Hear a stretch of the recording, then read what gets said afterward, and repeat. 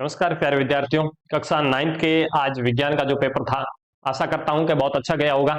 अपन देखते हैं paper solution को। तो चलिए शुरुआत करते हैं आज की इस वीडियो की।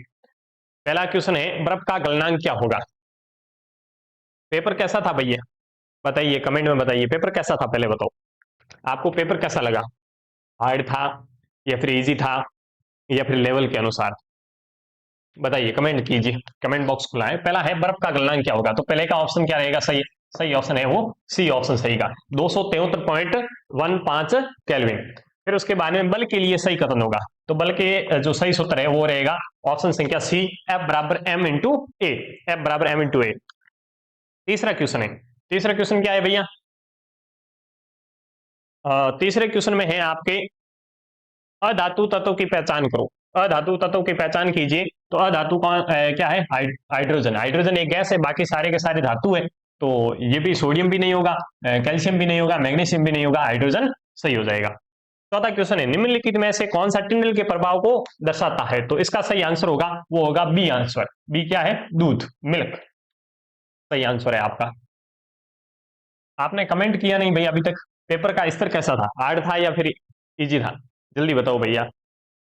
फिर पांचवा क्वेश्चन, पोटेशियम तत्व का प्रतीक है। पोटेशियम, पोटेशियम आप नाम पढ़ते हैं पोटेशियम तो आप सोच लेंगे कि पी। नहीं भाई, पी नहीं है इसका। पी से अपन इसको प्रतीक नहीं है, इसका जो प्रतीक है वो रहेगा के। क्या रहेगा, के। और के कौन से ऑप्शन में, सी ऑप्शन में। ठीक है, तो सी ऑप्शन इसका सही है। आगे चलिए, अगला क्वेश्चन है अपना छठा क्वेश्चन। क्या छठा क्वेश्चन है, छठे क्वेश्चन में निम्नलिखित में से द्विव परमाणु का अणु है। ऐसा कौन सा अणु है जो द्विव परमाणिक अणु है, बताइए। पहले वाले में तो मैंने राइट लगा चुका था तो आप बता रहे थे, अब बताओ। तो इसमें सही आंसर रहेगा बी। बी आंसर सही है, उसका नाम है नाइट्रोजन। नाइट्रोजन है वो द्विव परमाणु का अणु है। अगला सातवां क्वेश्चन, सातवें क्वेश्चन में इसका सही आंसर रहेगा वो रहेगा डी, 18 नंबर पे आता है। ठीक है, आयन में संयोजकता इलेक्ट्रॉनिक संख्या क्या है, इलेक्ट्रॉनिक की संख्या कितनी है, 18। फिर उसके बाद में आठवां क्वेश्चन, कैंसर के उपचार में किस तत्व के समस्थानिक का उपयोग होता है। तो कौन से तत्व के समस्थानिक का प्रयोग होता है, बताइए भाई। आयोडीन के, आयोडीन ए ऑप्शन में, ए ऑप्शन सही रहेगा आपके। तो ये हो गया। आगे चलिए, पूरा का पूरा पेपर सॉल्यूशन करवाया जाएगा। बड़े वाले क्वेश्चन है, छोटे वाले क्वेश्चन है, सारे प्रश्नों को सॉल्यूशन करवाऊंगा। सबसे तेज, सबसे सटीक और सबसे पहले आपको पेपर सॉल्यूशन लेके आया हूं। आपके लिए इतनी मेहनत कर रहा हूं तो भाई सब्सक्राइब जरूर दबा दीजिएगा। ठीक है, जीवन की मूलभूत इकाई, जीवन जीवन की मूलभूत संरचनात्मक इकाई किसे कहा जाता है। तो इसका सही आंसर होगा सी ऑप्शन, कोशिका, सेल को कहा जाता है। प्रोटीन का संश्लेषण स्थल होता है, प्रोटीन का संश्लेषण स्तर है वो बी, गोल्जी उपकरण। बी ऑप्शन है वो आपका सही रहेगा। फिर उसके बाद में आगे है, पादप कोशिका भित्ति मुख्यतः किससे बनी होती है, सेलुलोज से बनी होती है।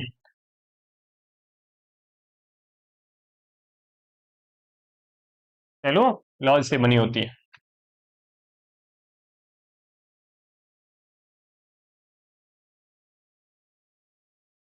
फिर अगला 12वां क्वेश्चन है।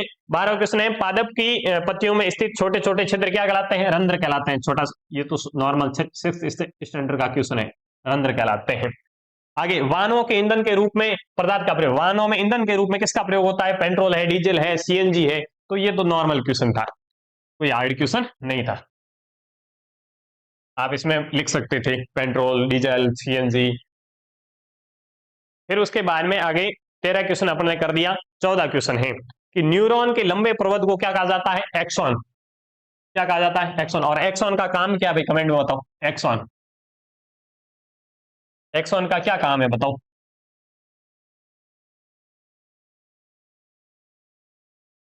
चल रहा है एक्सॉन। आगे, किसी वस्तु के वेग में परिवर्तन की दर को, किसी वस्तु के वेग में परिवर्तन की दर को क्या कहते हैं, त्वरण कहते हैं, त्वरण। फिर उसके बाद में किसी वस्तु के भार उसके द्रव्यमान के समानुपाती होता है, किसके, द्रव्यमान के समानुपाती।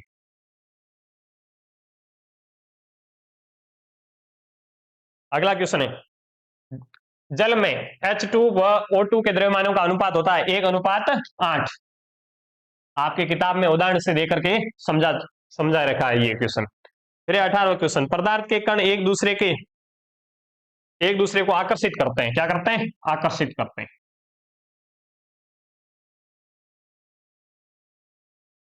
फिर उसके बाद में पदार्थ की विभिन्न अवस्थाओं के नाम। पदार्थ की 3 अवस्थाएं होती है, ठोस, द्रव और गैस। तो इसमें लिखना था आपको 19वें क्वेश्चन में ठोस, द्रव और गैस। 20वां क्वेश्चन है द्रव धातु का नाम लिखो। तो द्रव धातु तत्व का नाम लिखना है तो पारा। आपने मरकरी लिखा है तो भी सही आंसर है इसका। इस प्रकार से अपन ने 19 क्वेश्चन कर दिए और आपने अभी तक सब्सक्राइब नहीं किया, पहले से सब्सक्राइब करो, फिर अगले क्वेश्चन देखते हैं अपन। अगला क्वेश्चन 21वां क्वेश्चन। 21वां क्वेश्चन है आयन को परिभाषित कीजिए। तो इन क्वेश्चनों के आंसर में नीचे पीडीएफ में लिख के लेके आया हूं, तो वहां चलते हैं सीधे। बड़े वाले क्वेश्चनों के आंसर सारे लिख रखे हैं। 21वां क्वेश्चन ये रहा, आयन को परिभाषित कीजिए। तो आयन वह कण है जो इलेक्ट्रॉनिक के खोने और पाने के धनात्मक या ऋणात्मक आवेशित हो जाता है, उसको आयन बोलते हैं। जैसे उदाहरण के लिए Na+ हो गया, Cl, ये हो गया। फिर उसके बाद 22वां, परमाणु के 3 उप परमाणु कणों के नाम लिखिए। तो प्रोटॉन हो गया, न्यूट्रॉन हो गया, इलेक्ट्रॉनिक, ये 3 हो गए। फिर एक कोशिकीय के जीवों के 2 उदाहरण लिखने थे। एक कोशिकीय के जीव अमीबा 1 हो गया, फिर परमेशियम हो गया, बैक्टीरिया, यीस्ट, ये भी क्या है? एक कोशिकीय के जीव है। 24वां क्वेश्चन है मरुद्भिद यानी शुष्क परिस्थितियों में रहने वाले पौधों की बाहरी सतह पर जमा होने वाली 2 चीजों के नाम। शुष्क परिस्थितियां हैं और इसके लिए इसके बाहरी जो आवरण है वो मॉम आवरण होता है। मॉम का तत्व होता है जिसको वाक्सी क्यूटेल बोला जाता है, और रुई जैसे बाल होते हैं जैसे ट्राइकॉम बोला जाता है। ये पानी के वाष्पोकरण को कम करते हैं।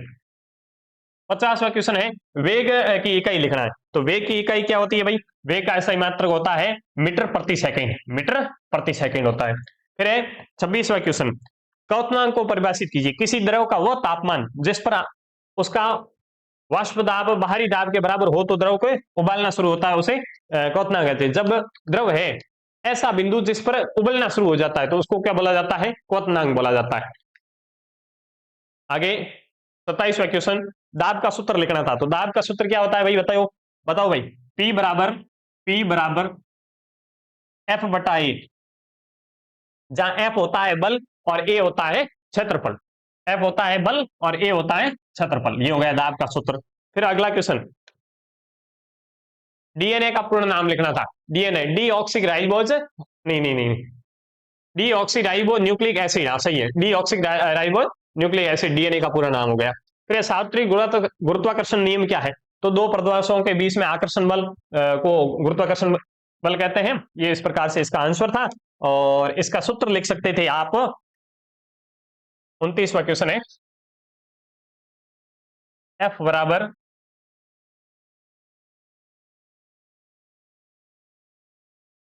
m1 minus m2/r2। ये 29वें का। फिर उसके बाद में अगला 30वां क्वेश्चन, त्वरण किसे कहते हैं? अपने अपशिद में भी आया था त्वरण। किसी वस्तु के वेग में प्रति इकाई समय में होने वाले परिवर्तन को त्वरण कहते हैं। इसको गणितीय रूप से विभक्त कर सकते हैं अपन। फिर 31वां क्वेश्चन, नारियल के रेशे में किस प्रकार के उत्तक से बने होते हैं? नारियल के जो रेशे होते हैं वो स्क्रैन काइमा से बने होते हैं। स्क्रैन काइमा, इसका डायग्राम भी बनाना था आगे पीछे, ठीक है। स्क्रैन काइमा से बने होते हैं नारियल के रेशे। फिर 32वां क्वेश्चन, यदि किसी m द्रव्यमान वस्तु का वेग v है तो समय क्या होगा? 32वां क्वेश्चन। तो इसका सही आंसर है वो समय होगा। 33वें क्वेश्चन पे चलते हैं। फिर एक गति का दूसरा समीकरण लिखना था। गति का दूसरा समीकरण ये था, आपको ये लिखना था S बराबर ut प्लस 1/2 at²। ये इस प्रकार से गति का दूसरा समीकरण था। अगला क्वेश्चन है एंड्रोसाइटिस किसे कहा जाता है? तो एंड्रोसाइटिस क्या है भाई? इसके उदाहरण देकर समझाना था इसका आंसर। तो इसका आंसर ये रहा, लिख रहा, कोशिका झिल्ली के आंतरिक विक्षेप द्वारा बाह्य पदार्थों को कोशिका में ले जाना, ये एंड्रोसाइटिस कहते हैं। इसके प्रकार होते हैं ये, जो आप इस प्रकार से इसको लिख सकते थे। तो इसको पढ़ लो आप जल्दी से। अगला क्वेश्चन है वाष्पोत्सर्जन किसे कहते हैं? क्या है भाई? किसी द्रव का गैस में परिवर्तन होना वाष्पीकरण कहलाता है। ये 2 प्रकार के होता है, सतही, धीमा होता है। फिर उसके बाद में ये इसको लिख सकते थे आप। 36वां क्वेश्चन, विलियम के 3 गुण बताइए। विलियम के 3 गुण क्या है? तो विलियम के 3 गुण है विलियम समान रूप से संवर्त एक समान होता है, उसके कण बहुत सूक्ष्म होते हैं, और विलियम साधारणतः पारदर्शी होते हैं एवं घटक रासायनिक रूप से एक दूसरे से घुले होते हैं। उदाहरण के लिए नमक में पानी के रूप में घुलना, ये इसे विलियम कहा जाता है। फिर उसके बाद में 36वां क्वेश्चन, निम्नलिखित यौगिकों में उपस्थित तत्वों के नाम बताने थे। तो ये जो तत्व लिखे हुए थे उसमें उपस्थित यौगिक ये मैंने लिख दिया आंसर। मैंने देखो इतना मेहनत करके आपके लिए क्वेश्चन का सॉल्यूशन लेके आया हूं, सबसे तेज सबसे सटीक, और आपके लिए इतना मेहनत कर रहा हूं तो पहले सब्सक्राइब कर दो भाई, जरूर पहले सब्सक्राइब करो, फिर आगे बढ़ते हैं 38वें क्वेश्चन पे। 38वां क्वेश्चन है, कार्बन और सोडियम के परमाणुओं के लिए इलेक्ट्रॉन वितरण लिखना था। कार्बन और सोडियम के परमाणु के इलेक्ट्रॉन का वितरण लिखना था। तो इसमें आप जो कार्बन है वो Z6 में यानी कि K सेल में 2 आएंगे और L सेल में जो 4 आएंगे, और सोडियम J बराबर 11 है तो इसमें K सेल में 2, 8 में जो L में 8 आएंगे और M में 1 बच जाएगा। ठीक है, इस प्रकार से आप इसको कर सकते थे। 29वां क्वेश्चन है, नहीं 39वां क्वेश्चन है, प्रोकैरियोटिक और यूकैरियोटिक कोशिका में अंतर बताना था। तो इसके अंदर जो प्रोकैरियोटिक में होता है वो नाभिक एकदम स्पष्ट है, परिधि नाभिक नहीं होता है, और जबकि यूकैरियोटिक में स्पष्ट है वो परिधि नाभिक होता है।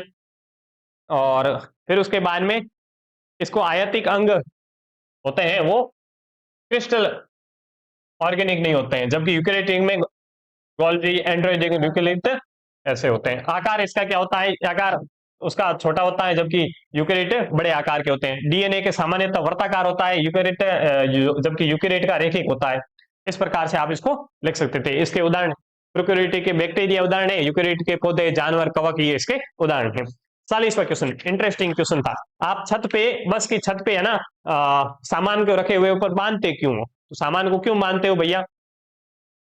बस चलने, मोड़ लेने, ब्रेक में जड़त्व के कारण स्थिति, विज्ञान की परिभाषा में अपने जड़त्व के कारण अपन इसको बांधते हैं, तो दुर्घटना से बचाने के लिए बांधते हैं। फिर 41वां क्वेश्चन, भौतिक एवं रासायनिक परिवर्तन में अंतर लिखना था। नॉर्मल क्वेश्चन था, इसमें मैं जैसे लिखा हुआ है वैसे आप इसको आंसर पढ़ लीजिए जल्दी से, आपका भी समय बचे और मेरा भी समय बच जाए इससे। तो इसमें आपको दोनों तरफ मैंने लिख रखा है, एक ये भौतिक हो गया, उस तरफ रासायनिक लिख लिया मैंने।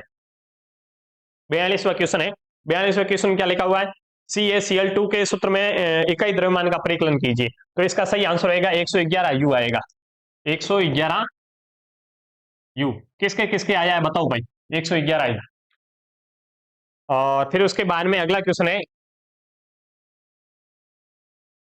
अगला क्वेश्चन है 43वां क्वेश्चन है, यदि तत्व का परमाणु क्रमांक Z बराबर 3 है तो उसे नाम और प्रतीक लिखना था। तो ये इसके नाम और प्रतीक मैंने लिख के बता दिए हैं, इसको आप देख लीजिए। फिर उसके बाद में सरल स्थायी उत्तक का व्याख्या करनी थी और चित्र बनाना था। तो चित्र तो मैंने बनाया नहीं, लेकिन इसकी व्याख्या मैंने करके लेके आ गया। स्थायी उत्तक ये होता है, और अथवा वाला क्वेश्चन है उसको भी साथ में लिख के लेके आ गया, पेरेन्काइमा, कैरनकाइमा, स्क्लेरेन्काइमा, ये जो भी ये थे वो। फिर उसके बाद में 45वां क्वेश्चन है, जो बड़ा क्वेश्चन है,